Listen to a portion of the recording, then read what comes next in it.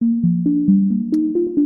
morning and welcome to our first PBIS Leaders Network of the year of 2024-25. We hope you've had a great start to your school year and we welcome you to our first network meeting. The chat will be populated with both the attendance as well as a link to the presentation, so keep your eye there. I know folks from SST8 are populating the chat with that. You can have access to the slides as well as if you would like your contact hour for this morning, please make sure you sign in to make sure that we have your name so that we can send you your contact hour after the meeting's over. So good morning, and we're going to go ahead and jump right in. And thank you, Michelle, for continuing to admit people as we get started this morning. Again, if you have not yet signed in, the link is on the screen as well as in the chat, and then the access to today's materials are there as well. And again, just check the chat, and those are being posted in there as we go along.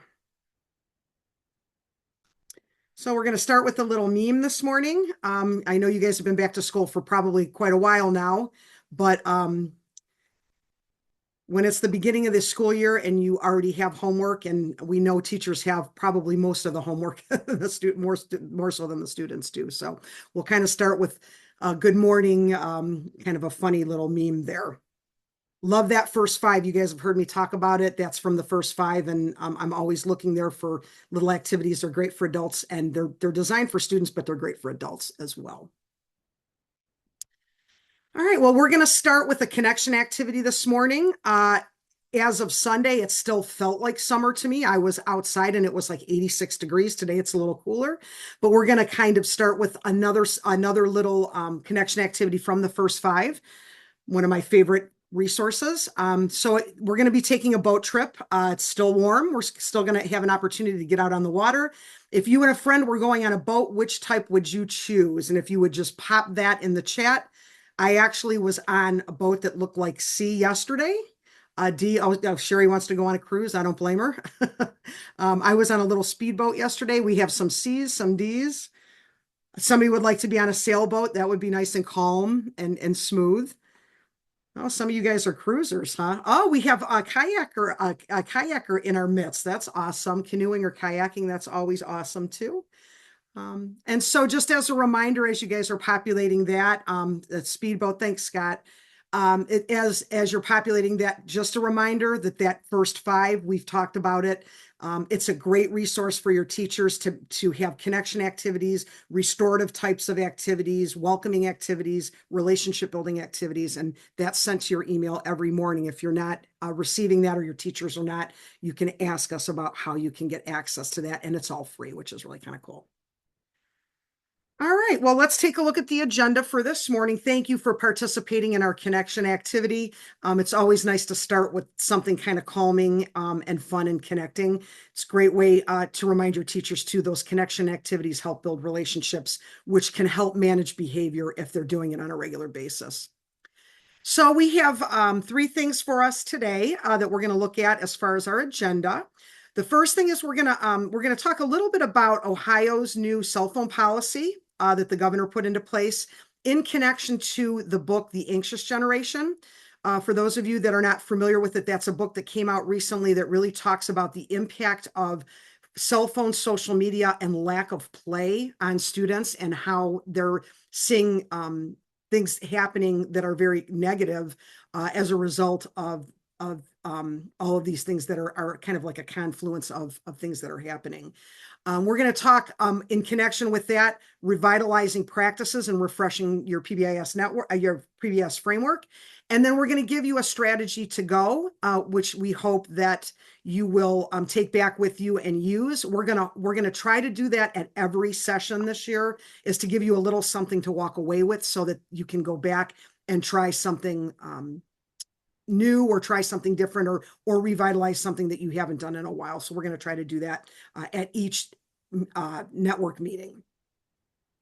So we'll jump right in to the cell phone information, and we're going to start with Future Forward Ohio, which is Ohio's that is the way they are really setting up their goals for the state. The Ohio Department of Education and Workforce has 4 main goals that they're looking at this year. The SSTs have been to several meetings that have had a focus on these 4, and really they're being pushed by the Department of Education and Workforce to make sure that we are expressing to the school districts that we work with that these are the goals and these are the priorities for the school year.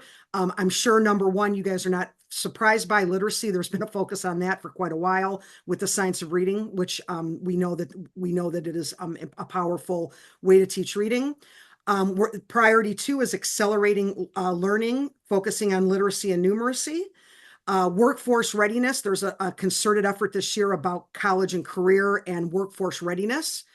And then student wellness, which I would say all the work that we're talking about with PBIS probably falls under. And so we really want to make sure students are coming prepared, feeling safe, feeling regulated so that they can absorb the information and the content that we're teaching. And so PBIS isn't called out specifically as a priority, but I would absolutely say, and I'm sure my colleagues at the state support team would agree that PBIS would definitely fall under that student wellness category. So those are, if you have not seen Future Forward Ohio on the slide, there's a direct link to the Ohio Department of Education and Workforce Future Forward Ohio page. And you can go in and read a little bit more as to how they're planning on addressing these 4 goals or these 4 priorities for the year. And so that should be a live link for you there. So we're going to go ahead and jump right in, and I'm going to throw it over to my colleague, Michelle, and we're going to talk about the anxious generation and the new cell phone policy that was put together by the governor, as well as the Department of Education and Workforce. Thanks, Heidi. Good morning, everyone. So we're going to start this morning, as Heidi said, in giving you the Cliff Notes from The Anxious Generation by Jonathan Haidt. If you have not had a chance to get your hands on this book, we highly recommend that you take some time to look through not only the book, but some of the accompanying resources that really support the impact that cell phones have had on kids, and then some of the things that we can do in our roles in education to help combat some of the effects that we're seeing. Over the summer, our SST8 team got an opportunity to dive into this resource.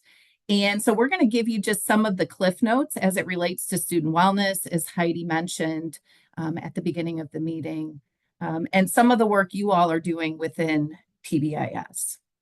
So Heidi, if you can advance to the next slide. Thank you.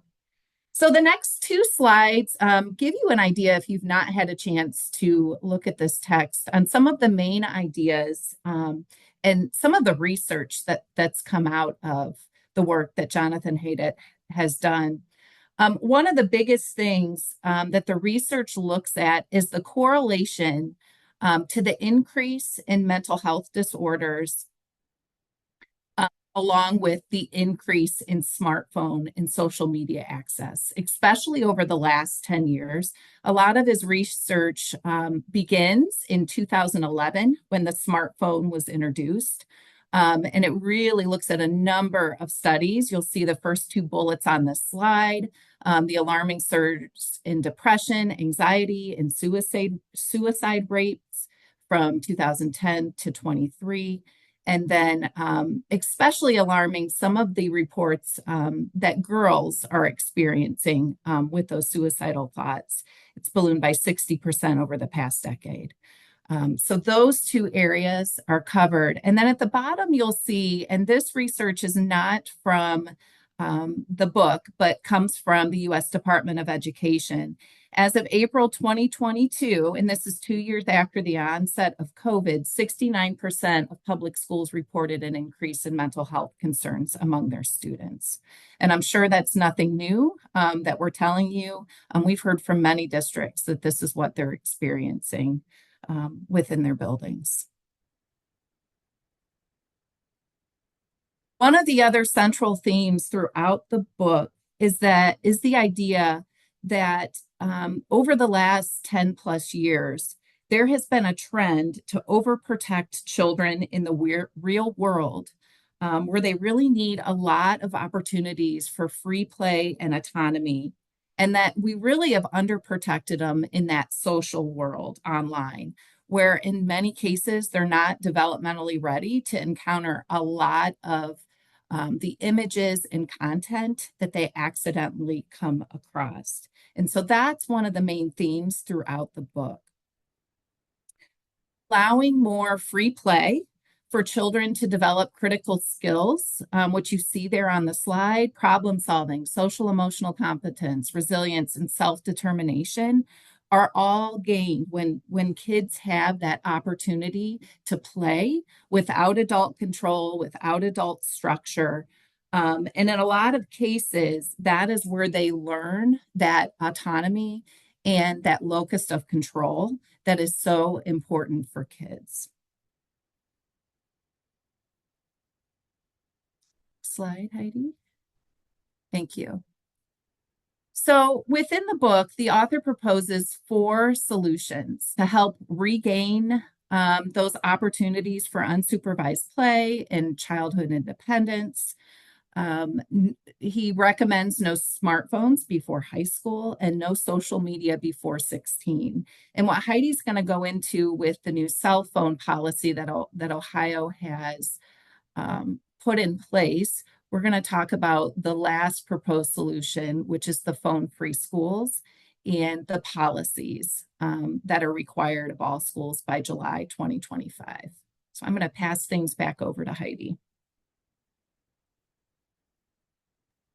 Thanks, Michelle. So the reason why on this slide that you do see phone-free schools in bold and underlined is because the cell phone policy that we have now in the state of Ohio came from the fact that the Governor DeWine, read this book and was very much, it was part of, I don't know what other resources that he looked at, but this was definitely part of his decision-making process as far as putting this House bill through, is because of the information that came through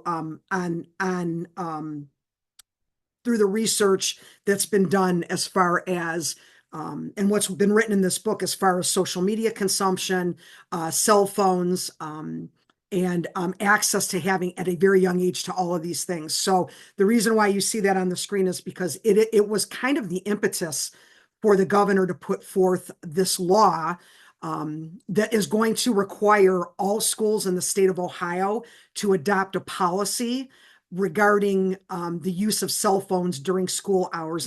And schools are going to need to be able to have this policy in place by July 21st, 2025. So that's still, there's still about a year left for schools to be able to put that policy in place. We have talked to school districts that, number one, I think people are kind of all over the place with this. One, there are some school districts that have had policies in place and they're just going to continue to use whatever policy they had. We do have some schools that are starting to work on the policy and that they're starting to put policies and procedures in place to address this new policy. And then we have talked to some folks that said, we just haven't had time to look at it yet. So they haven't really done anything yet with the policy for the cell phones for this school year. So we're finding that school districts are kind of all over the place. And we're going to ask you guys to do a quick poll in a second, just to kind of feel out where you are as far as where you are in the adoption or creation of this policy. So within that policy, within that House bill, your policy in your school district should, number one, emphasize that cell phone use during the school day is really limited as limited as possible. That needs to be part of the policy to reduce cell phone related distractions in classroom settings. That needs to be addressed in the policy. We have seen some school districts have rules and procedures in place where students are not permitted to have their phone during class time, but during times like lunch or unstructured times, they're allowed to have that. They're allowed to have the access to their phone. In the school's policy, though, it has to address the distractions during classroom settings. And then also, there has to be a provision within that policy that allows students who may need the phone for either medical purposes or to monitor a health concern, or possibly, you have students with disabilities that possibly could have their cell phones written into their IEP, or we could have students that have a 504 where the cell phone is written into that 504 plan. In those cases, there has to be exceptions for that. So the policy needs to include that as well. So those are some of the things that need to be in the school's policy when creating and adopting that policy. So the research really does indicate, and as Michelle said, there's a lot of correlation. What the author of The Anxious Generation did not come outright and say is that there was a causation for some of this, for what we're seeing as far as cell phone use and social media and a lot of the statistics that you see on your screen right now. But there is definitely a correlation. I think as they continue to do research, we probably will see more, we be able to see a causation, but there is definitely a correlation between students, especially at these formative years, being exposed to social media and then the negative effects of that. So we know that 90%, 95% of teens in the United States, and they're saying that's ages 13 to 17, they do have access to smartphones. I have spoken to a few people who are trying to put that off. I think there's somebody on this call who has a teenager who is trying not to give that teenager a cell phone. My niece right now, I had a discussion with her last weekend that her daughter just turned 12 and she's trying to put off still giving her a cell phone yet, even though her friends do have it. But we do know the majority of the kids in this country have access to cell phones at that ages 13 to 17.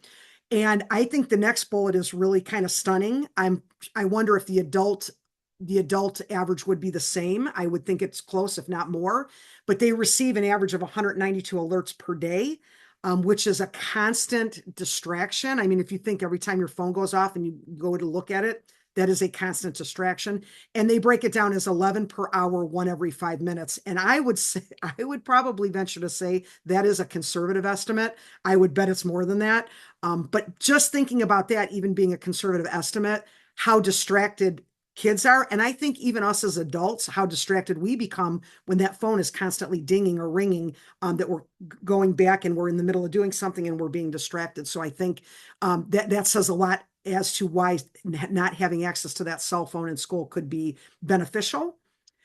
We also know that school districts who have already put policies in place eliminating cell phones do see a reduction in bullying behaviors. We do see that students do better on standardized tests, and we do see, again, Michelle had mentioned the impact on girls. We do see the GPA of girls getting better and increasing. They have found in the book, and one of the contentions in the book is that all kids have suffered as a result of this exposure to cell phones at young ages, but girls have actually been impacted more. And I think a lot of that has to do with body image, and there's other things that we can think about that it could be involved with. But girls seem to have, they're seeming to be impacted more. So not having cell phones in schools could actually help girls who may be impacted by the outcomes of being involved with social media at such a young age.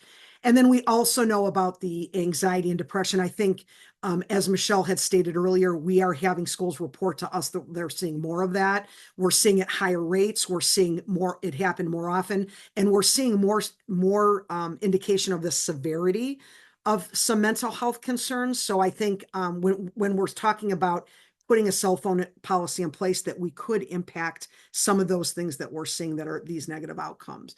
So again, with the mental health struggles in Ohio, what we're seeing is that 1 in 3 Ohio students reports challenges with anxiety. And again, I would say that's a conservative estimate.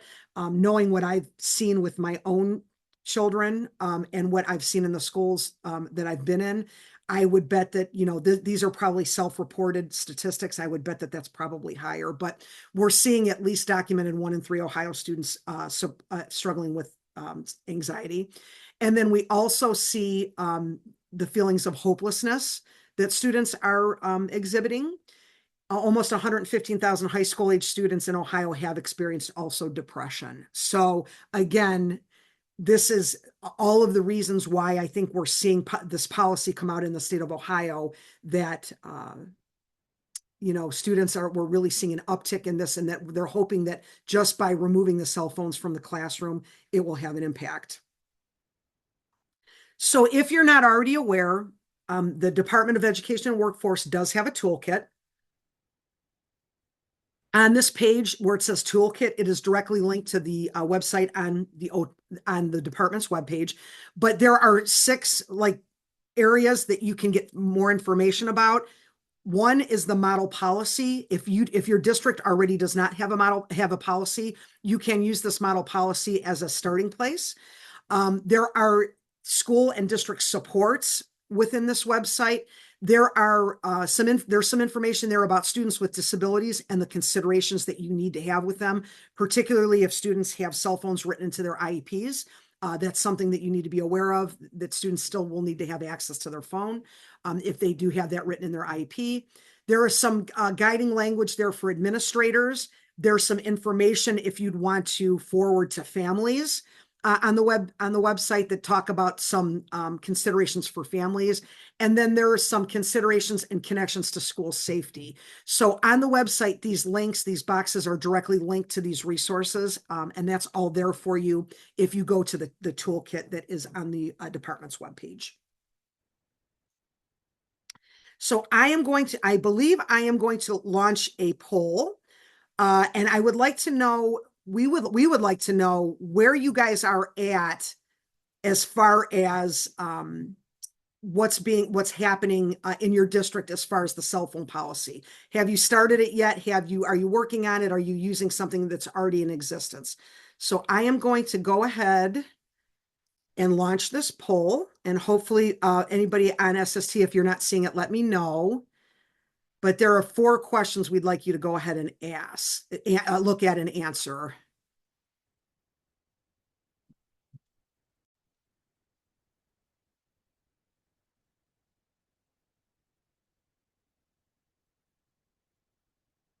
Okay, I'll give it another couple seconds.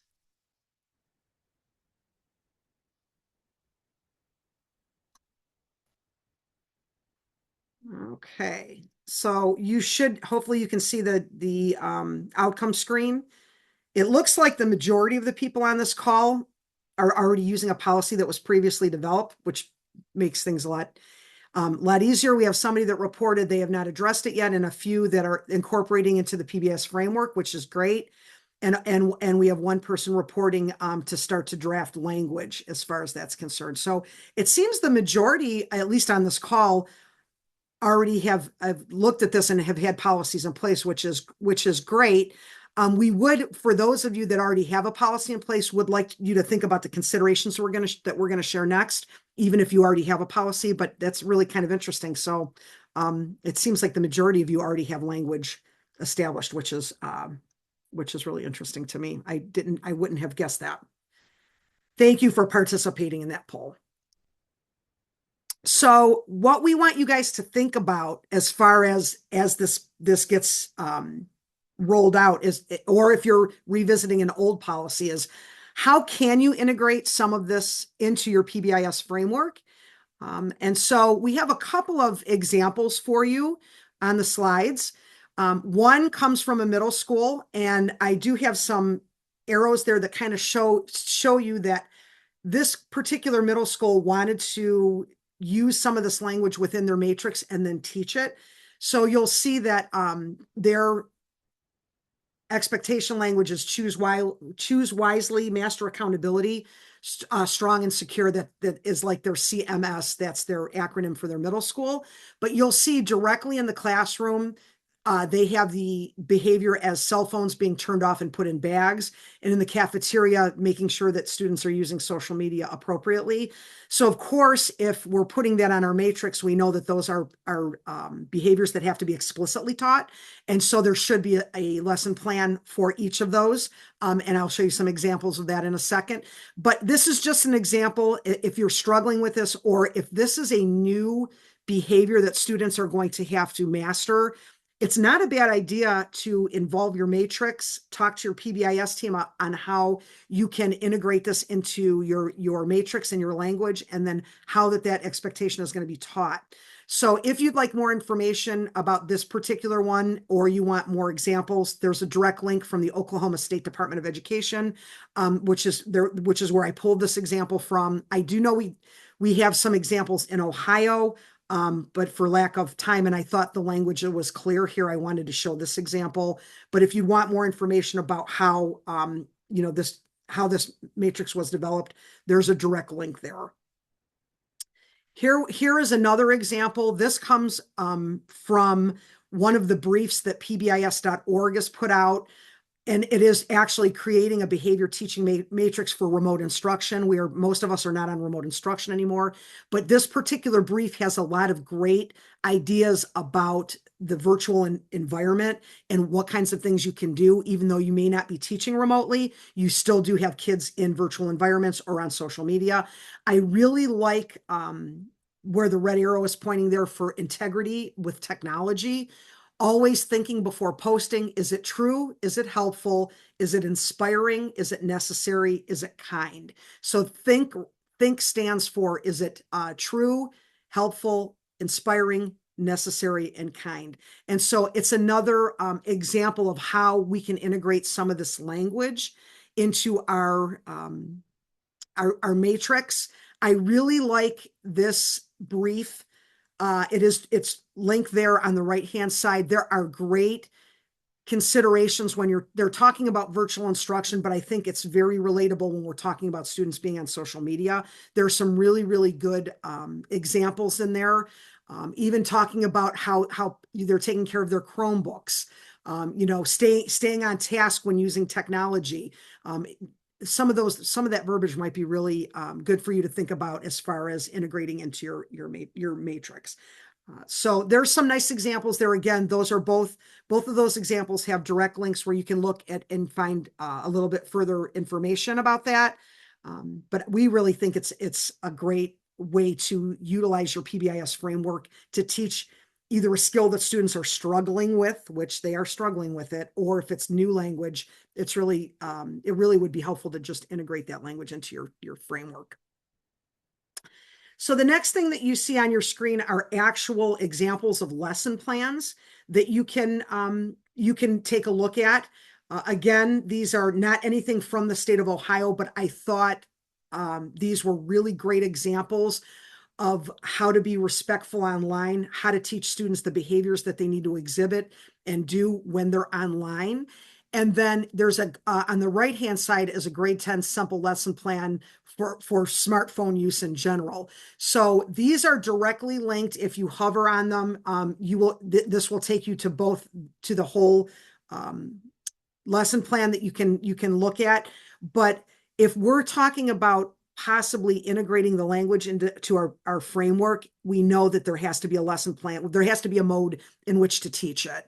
And so in my mind, the lesson plan for PBIS is the gold standard for teaching. I know a lot of people do announcements. I know a lot of people use videos or other ways they use maybe their circle time. But I think, and I would venture to say my colleagues would say the same thing. If you have lesson plans that are going to be taught, that really is the gold standard as far as teaching expectations. So these are a couple of examples that you can take a look at that can give you some verbiage or some structure as to if you are going to integrate some of that language into your framework. Here are some lesson plans that you can take a look at and either copy. You could probably copy them word for word if you really wanted to, or take some of that language to develop your own lesson plans. So I thought those were two really good ones. There are things out there that you can find just generally on the internet, but I think these are two really nice examples of how you can develop a lesson plan with that language. The other thing that the author talks about is detoxing from phones. And we were I think it was at the SPED forum where one of the people there were talking about they're actually doing this in one of the districts. I want to say it was Hudson. I can't exactly remember if anybody else was at the SPED forum, the first SPED forum of the year. There was somebody that really talked about that they are doing a detox challenge for their students. So this is an example, again, on your screen of maybe a way that's not so, making it a challenge is not so directly maybe it's a little bit easier for students to take a challenge than fighting over the cell phone. I think it might be an easy win, is kind of what I'm thinking. But this is just a detox challenge that, again, some of our at least one of our districts I know they are doing, and it basically is putting forth a challenge to put your phone down. The first one talks about being tech free for an hour, have a face-to-face conversation without your cell phone in sight. When eating lunch with friends, keep your phone off. And so maybe integrating this into your PBIS framework by saying, let's take this challenge. And then if maybe there's ways to acknowledge students for accepting the challenge or meeting the challenge. So again, another just something to think about, especially if you're struggling with students who either you guys do not have the policy and this is the first time they have to put the phones away in school, or if you've even had a past policy and students are still struggling with it, because we know the phones are really, for some students, an addiction. And so it's really tough for them to put them down. So maybe thinking about a digital detox challenge. So I'm going to open it up for a second just to see anybody on the call doing anything like this as far as positive ways to approach the cell phone use. Is anybody doing something that's really working for them, or have had ideas about approaching the cell phone? Is anybody doing a detox challenge or something else to help students put the phones down? And I'll give a minute if you want to pop in the chat, or unmute would be fine too.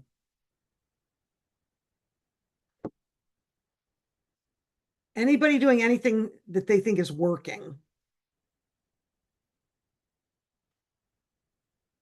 Nothing yet, huh?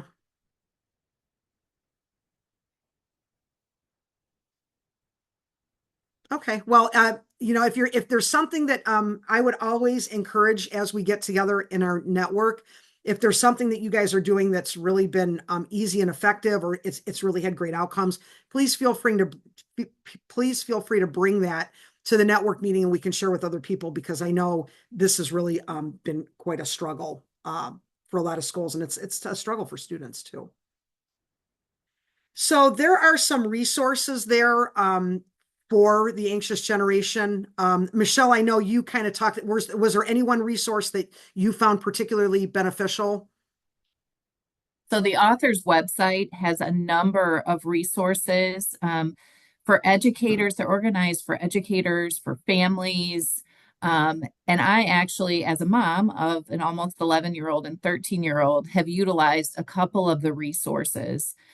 We were really struggling with getting my 11-year-old a cell phone or not, and really frustrated with not knowing what other options are out there. And so there are a couple of one-page resources for families on all the different alternatives for kids and developmentally appropriateness of each.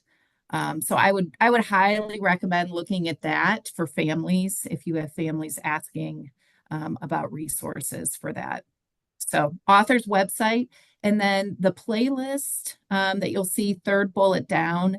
Those are a really nice way too, if you're limited on time, to get a lot of the cliff notes from the book and some of the research stats. So the Daily Show and the PBIS are really short and sweet summaries of the information. And then the last bullet, there is a webinar today, a little bit last minute, but if you have some time between 3 and 4, if you go to that link, you can register, and the author will be hosting a webinar for school district leaders across the country on some of this information. So highly encourage, if you're able to join this afternoon, to do so. Thanks, Michelle. And I would have to say, we did this on our staff as a book study. It was kind of like it wasn't a typical book study where you had like questions and you got together every so often. We all kind of read the book, and then we got together and some of us checked out some of these resources and kind of talked about some of the themes that we saw in the book. But the one thing that I do like about some of the information here, especially some of the reviews of the book, because I read the New York Times, and I think I watched all of the shows on the playlist, that there are some arguments against what the author is saying. And I always like to see both sides of an issue. So I'm not saying that what he's saying in the book isn't true, because I was totally engrossed in it because of the age of my own children who are right in this generation during this time. But I will have to say he's very strong with his position, and I always like to see the counter position. And so if you look at least some of the reviews of the book, you'll see a little bit of the counter position there. It's not just everybody's agreeing with everything.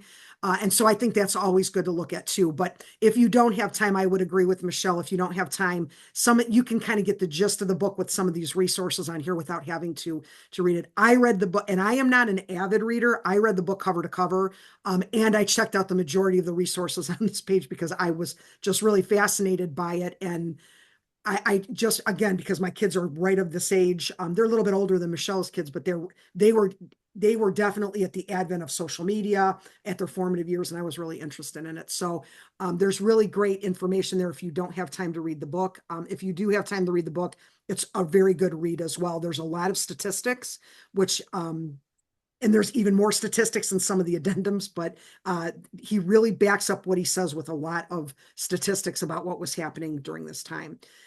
I will say also that he kind of argues that I think he kind of makes the argument that COVID is not as big of a deal as maybe I think it is. He's really trying to put the blame more on the social media and the cell phone use. But I don't think you can dismiss what happened during COVID. I don't think his position gives that enough credence, but that's just my personal opinion. But again, read it and see what you guys think. It was really an interesting read, and I think it definitely has impact on what students are going through today for sure. So the last thing that we're going to finish up with today is really thinking about, we have thought that this school year, our PBIS network might focus a little bit on how you revitalize your practices in PBIS. Data really shows that after the second year of implementation, and I know you guys have been doing this probably a lot longer than 2 years, but we know from research that at the end of the second year, implementation of the PBIS framework really goes down. And so it's important for your teams to look at what you're doing and refresh what you're doing within your practices. We know for sure acknowledgments, and I was just at a meeting last week where the team was saying the incentives aren't working anymore, the acknowledgments aren't working anymore. The team has to come back and take a look at, okay, we have to mix things up a little bit. We have to change up what we're doing. So we're going to kind of focus, our theme this year, I think, is going to be about how can we revitalize what we're doing in the PBIS framework, and what can we do to kind of freshen things up a little bit. So we are talking about changing your matrix as far as cell phone policy is concerned. But is it really time for you to look at your teaching and your matrix as a whole, not just for cell phone use, but is it time to just look at that to revitalize your practices? So is it time for a reboot? So, have you looked at your matrix in a while to say, is this still working for us? Are we still seeing issues in the same areas that we've defined on our matrix? Does our referral or our BER data really support the language on our matrix? If it doesn't, it may be time to change that stuff up. I'm always a proponent of telling people, don't laminate those signs. Don't laminate your setting specific posters. Don't laminate your matrix, because things may change. That really could be a fluid document. It should be a fluid document. So when we're looking at our matrix, has your team taken the time to say, does our referral or BIR data or TFI or SAS data, does that still support what we're doing on our matrix? Have we looked at feedback and input survey data? Is that still, what we're looking at there, does that still reflect what's in our matrix? Are we looking at climate data? Are we giving school climate surveys, and does that reflect what's on our matrix? And then the most important thing here on the bottom bullet is, years ago we started this and people had these matrices that had 5 expectations in all these locations. Is there too much on there that we don't even get to teach? Is it a consideration to think, maybe if we had 5 expectations, maybe 3 will do it. Maybe we can consolidate 2 under the 3, take 2 of them and consolidate in the original 3. It's hard to, when you have 5 expectations, it's hard to teach all those cells on your matrix. Is it still working for you? Is it too detailed? It's something that your team can think about. How about re-energizing your PBIS team? Have you been good with celebrating last year's successes so far this year? You may want to say, "Oh, we really did a great job. We're really seeing decreases in our referral data." That's something to celebrate with your team. Have you looked at your action plan yet this year? You may want to re-engage your team as well as your staff in action planning. And again, the acknowledgement piece. We know, and especially for those older kids, it's tougher too. Are the acknowledgments still, motivating for students? If they're not, it's time to really look at changing that up. And then how are we teaching expectations? We're going to leave you with a practice for that today. And then the third consideration for updating your practices would be, again, re-engaging your staff by celebrating last year's successes with data with your whole staff, not just with your team, getting feedback on how the matrix is working on that efficacy. And then here's a suggestion if you're not doing it yet. Do we have an acknowledgement system for the adults? Is there a way to acknowledge adults who are acknowledging students or who are exhibiting the expectations? It might be a way to re-energize and re-engage your staff. So those are some thoughts. Matrix refresh. Should we be looking at maybe refreshing that, looking at our data? Re-energizing our team by celebrating and action planning and checking on those acknowledgments, and then re-energizing your staff or re-engaging your staff by celebrating again those successes, by getting feedback on how the matrix is working, and then maybe providing some acknowledgement for those adults. So these are just some things to think about as you guys start the school year. I know for many of you, it probably doesn't feel like the start. You've probably been in school for almost 2 months already by now. But it is considerations that these are considerations that you can think of at the start of the school year. So as we kind of wrap up our first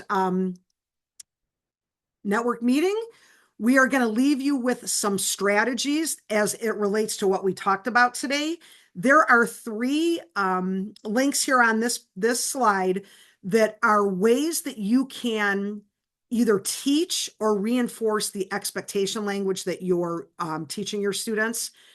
They are direct links to 3 different strategies or 3 different games, so to speak, and they're called expectation games. So I think by this point, many of your teams probably feel, and your staffs probably feel, okay, we roll out our expectations. We do centers with them. We walk them around the building. We might be doing this in our classroom with a lesson plan. But maybe there are different ways you can change up how you're teaching your expectations in your building. And one would be the praise game. This is an example of how teachers can use praise in a game format to praise using behavior-specific praise from your matrix to praise students and make kind of a game out of it and make it fun. The second one is the student-teacher game. It's kind of similar. But it is when you're teaching expectations and how you can practice and have students kind of compete as to who is going to do whatever expectation that you have taught, and really focusing on specific expectations that you want the kids to master. The point of both of these games is not that teams win or lose. The point is that all teams or all students win if they do the expectation. It's not winners or losers. It's really, if you can get them all to win, that would be really the optimal. But there are specific protocols in which you can teach students these games, and they're listed there in those first 2 games. The third one is it's kind of an old version of behavior expectations Jeopardy. It's on the old PowerPoint proportions. I know they're like the square boxes. They're not like the more rectangular boxes. So it's kind of older, but it is a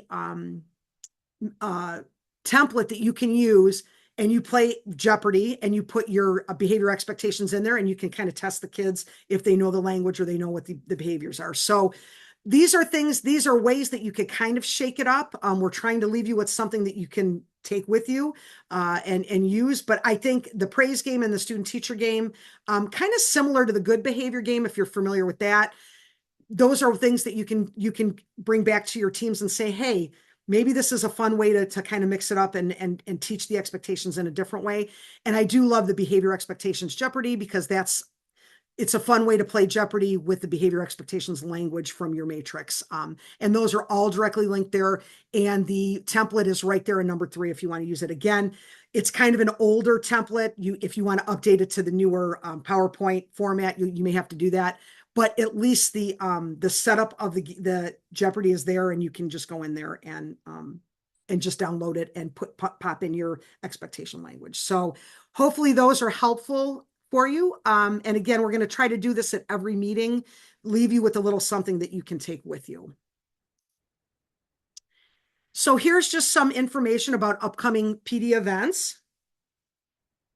If you are unaware, and I know it's kind of late notice, but tomorrow we are doing our classroom harmony session, proven methods for optimal student engagement and behavior. We have quite a few people signed up for it. If you are still able, if you would like to come, you can still register. It is all day tomorrow, 9 to 3, and it is about what kinds of strategies the teachers should be using in their classroom that are both trauma-informed and restorative and aligned to PBIS. And so that's going to be all day tomorrow. PBIS Tier 2 is coming up in October. The link to register is there. That is a 2-day series.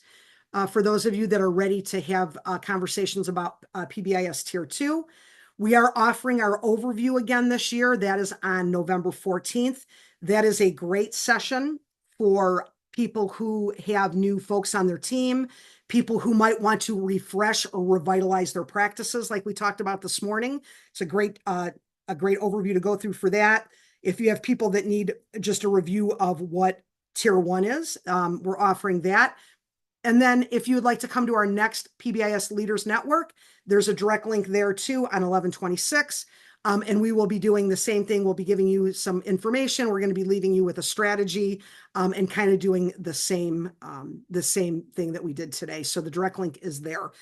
One thing for thought, if there's anybody on the call, and I was going to create a Google form and I didn't, but if there's anybody on the call that's done something to really refresh their practices that would like to share, please reach out to me. We would love to see some nice examples from buildings who have maybe kind of revamped what they're doing or looked at considerations for changing things up. We would love to be able to have you talk to the network sometime during the year. So if you've done something to refresh or reorganize what you're doing, please let one of us know, because we would love for you to share that with the rest of the network, because I think for some folks, it's time to really take a look at how we're refreshing and revitalizing our practices.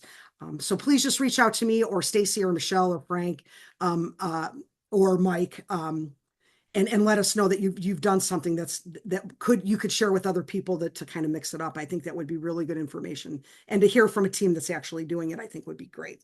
So all of those opportunities are directly linked. Here are some other things looking ahead. If your team has really mastered Tier 1 and Tier 2 and would like to attend a training for Tier 3, we are using the Prevent, Teach, Reinforce framework for that. And it is a invitation only session. And the reason for that is because teams really need to be ready for this content, or else it's a 3-day series and it's a wait. We don't want to waste anybody's time. But if you're really implementing pretty well with Tier 1 and Tier 2 and are ready to talk about Tier 3, reach out to me. We are offering a 3-day series that starts, I believe we're starting in October, and it's going to be throughout the course of the year. If you have a team that's ready to have the discussion, there are some readiness requirements, but please reach out to me. I can open that for you if you are ready. We have some people on the call that have already gone through it. It is the Prevent, Teach, Reinforce process. If you're interested in Googling that to see what that's about, it is a team-based process for Tier 3 support. It is not one person. It is not the school psych that does it. The school psych is definitely involved and a lot of times leads the process, but it is a team-based process for PBIS Tier 3 behavioral support. So if you're interested, please reach out and I can give you information about that and talk to you about if you're ready for that or your team is ready for that. And then the other thing that is to be coming down to soon, stay tuned, is we are going to be offering specific restorative practices training that will be happening after October. We are getting initial training in October, so we will be that information will be forthcoming as soon as we are able to schedule that. But if you have teams that are very interested in restorative practices in classrooms, we will be offering that probably, I would say, midwinter to spring, and I will be sending out information as far as that's concerned. So upcoming information, Prevent, Teach, Reinforce, reach out to me specifically if you're interested. Restorative practices, stay tuned. That information will be forthcoming.